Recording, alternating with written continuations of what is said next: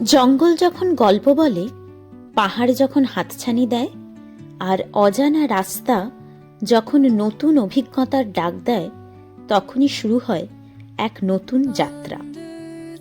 নমস্কার বন্ধুরা, ভবঘুরে দ্য ম্যাভেরিকে আপনাদের সকলকে জানাই স্বাগতম। এটি আমাদের ঝাড়গ্রাম ট্রাভেল সিরিজের দ্বিতীয় পর্ব।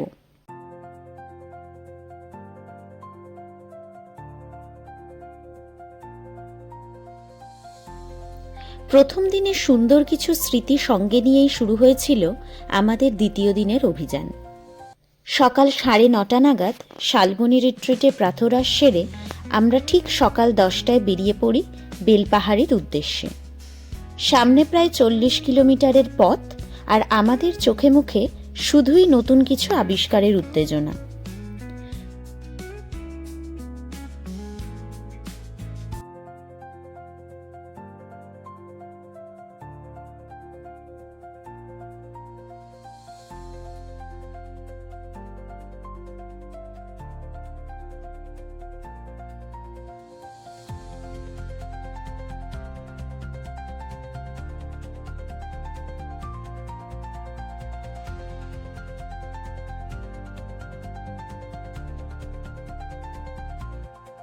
ঝাড়গ্রামের জঙ্গলমহলের বুকে লুকিয়ে থাকা বেলপাহাড়ি যেন প্রকৃতির এক অমূল্য রত্ন।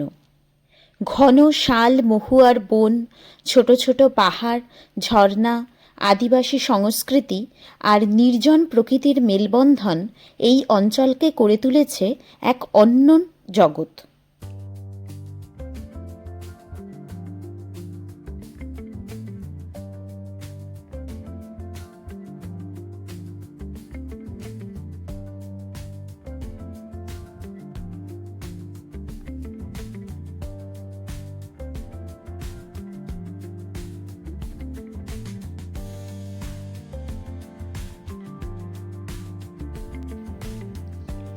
বেলপাহাড়িতে পৌঁছে আমাদের প্রথম গন্তব্য ছিল ঘাগরা জলপ্রপাত। দূর থেকেই শোনা যাচ্ছিল জলের গর্জন। বিশাল কালো পাথরের বুক চিরে তারাফিনী নদীর জল নিচে নেমে আসছে এক অদ্ভুত সৌন্দর্য নিয়ে। চারপাশের নীরবতার মধ্যে শুধু জলধ্বনি আর প্রকৃতির সুর। কয়েক মুহূর্তের জন্য যেন সময় থমকে গিয়েছিল।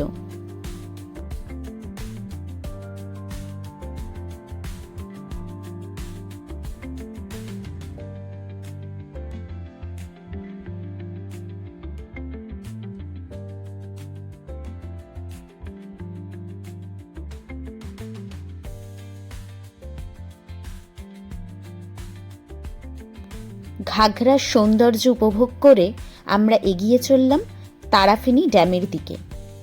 ঘাগরা থেকে মাত্র 3 থেকে 4 কিলোমিটারের পথ। জঙ্গলের মাঝখানে অবস্থিত এই ড্যাম শুধু একটি জলাধার নয়, বরং প্রকৃতির কোলে শান্তির এক ঠিকানা।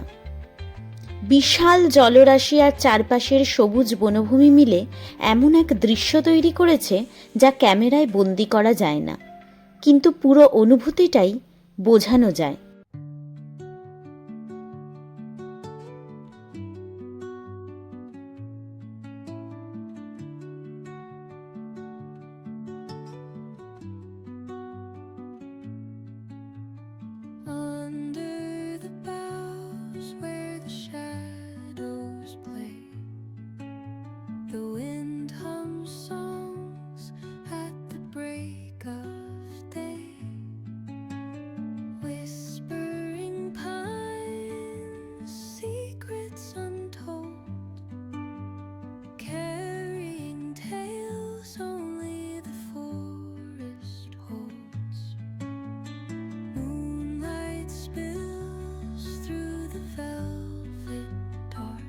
আমাদের পরবর্তী গন্তব্য খাঁদারানী লেক।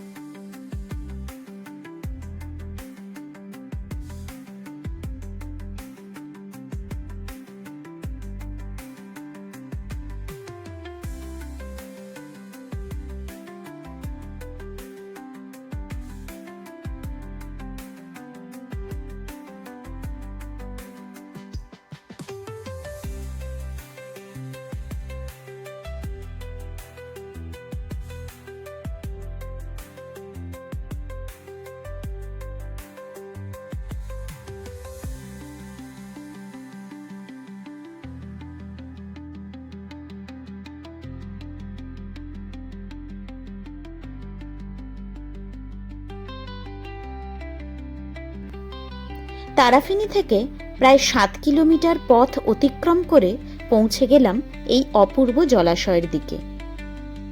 পাহাড়ের ছায়া, নীল আকাশের প্রতিচ্ছবি আর নিস্তব্ধ জলরাশি সব মিলিয়ে জায়গাটা যেন কোনো ছবির ফ্রেম থেকে উঠে এসেছে।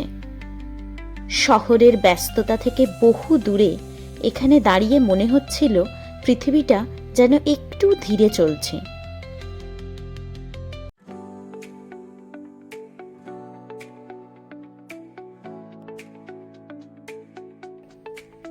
এরপর শুরু হলো দিনের সবচেয়ে রোমাঞ্চকর অংশ, কাঁকড়াঝোড়ের পথে যাত্রা।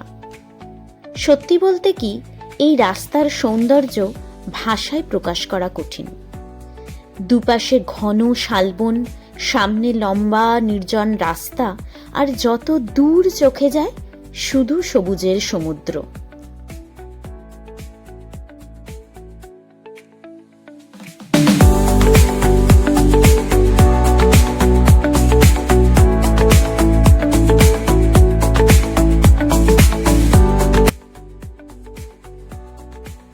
কিন্তু সৌন্দর্যের সঙ্গে সঙ্গে ছিল এক অদ্ভুত রহস্য। অনেকক্ষণ ধরে আমরা কোনো মানুষ, কোনো দোকান, এমনকি কোনো গাড়িও দেখতে পাইনি। একসময় মনে হচ্ছিল যদি এই জঙ্গলের মধ্যে গাড়িটার কিছু হয়ে যায় তাহলে সাহায্যের জন্য কাকে ডাকব? একদিকে প্রকৃতির সৌন্দর্য, অন্যদিকে অজানার ভয়, এই দুয়ের মিশ্রণেই পথটা আরো স্মরণীয় হয়ে উঠেছিল।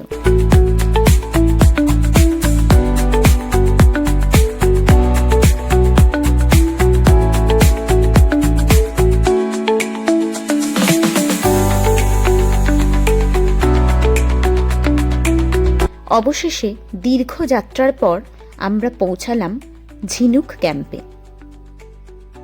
এখানে আমাদের থাকার কোনো পরিকল্পনা ছিল না। উদ্দেশ্য ছিল শুধুই দুপুরের খাবার খাওয়া। খেদারানী লেক থেকে ঝিনুক ক্যাম্পের দূরত্ব প্রায় 25 কিলোমিটার এবং রাস্তার অবস্থা বিবেচনা করলে সময়ও বেশ লেগেছিল। যখন আমরা পৌঁছাই তখন বিকেল প্রায় 3:30। তাই আগে থেকেই ফোন করে জেনে নিয়েছিলাম খাবার পাওয়া যাবে কিনা। ওরা সম্মতি দেওয়ার পর অনলাইন পেমেন্ট করেও দিয়েছিলাম। পৌঁছে দেখি খাবার আমাদের জন্য প্রস্তুত। ঝিনুক ক্যাম্পের একটি বিশেষত্ব হলো এখানে খাবার পরিবেশন করা হয় কাঁচা শালপাতার তৈরি থালায়। জঙ্গলের পরিবেশে বসে এই অভিজ্ঞতাটা সত্যি অন্যরকম ছিল। যদিও খাবারের স্বাদ আমাদের প্রত্যাশার তুলনায় খুব একটা ব্যতিক্রমী মনে হয়নি। পাহাড়ি রাস্তা আর অদ্ভুত নীরবতা কাঁকড়াঝোড়কে দিয়েছে এক আলাদা পরিচয়। বিকেল গড়িয়ে সন্ধ্যা নামতে শুরু করেছে, তাই এবার ফেরার পালা। জঙ্গলের আঁকাবাঁকা রাস্তা পেরিয়ে দীর্ঘ পথ অতিক্রম করে আমরা ফিরে এলাম শালবনী রিট্রিটে। রাতের খাবার খেয়ে দিনের সব স্মৃতি মনে করতে করতে কখন যে ঘুমিয়ে পড়েছিলাম বুঝতেই পারিনি। পরদিন সকালে কমপ্লিমেন্টারি ব্রেকফাস্ট সেরে বাড়ি ফেরার প্রস্তুতি নিলাম। তবে ভ্রমণের শেষ অধ্যায়টা খুব একটা সুখকর ছিল না। চেক আউটের সময় হোটেল ম্যানেজারের ব্যবহার আমাদের বেশ হতাশ করেছিল। মাত্র কয়েক মিনিট দেরি হলে অতিরিক্ত চার্জ দিতে হবে বলে তিনি যেভাবে কথা বলেছিলেন তা মোটেও পেশাদার বলে মনে হয়নি। পরে আমরা এই বিষয়ে কনজিউমার ফোরামে অভিযোগ জানাই। তবুও একটা খারাপ অভিজ্ঞতা পুরো সফরের সৌন্দর্যকে ম্লান করতে পারেনি।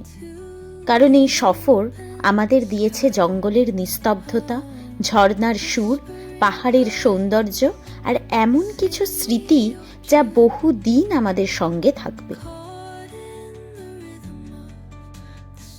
ফেরার পথে কোলাঘাটে 1 কাপ গরম চা নিয়ে আমরা শেষবারের মতো পুরো ভ্রমণটা মনে করছিলাম।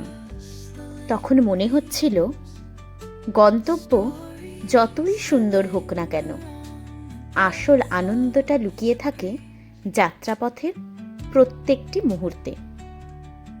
আজকের মতো এখানেই শেষ করলাম। ভিডিওটি যদি ভালো লেগে থাকে তাহলে একটা লাইক, কমেন্ট ও শেয়ার করতে ভুলবেন না। আর এমনও আরও অজানা পথের গল্প, অফবিট ট্রাভেল ডেস্টিনেশন এবং নতুন নতুন ভ্রমণের অভিজ্ঞতা পেতে সাবস্ক্রাইব করুন ভবঘুরে দ্য ম্যাভেরিককে। আবার দেখা হবে নতুন কোনো পথে, নতুন কোনো গল্প নিয়ে। ততদিন পর্যন্ত ভালো থাকুন, নিরাপদে থাকুন আর ঘুরে বেড়ান নিজের মনের মতো। ধন্যবাদ।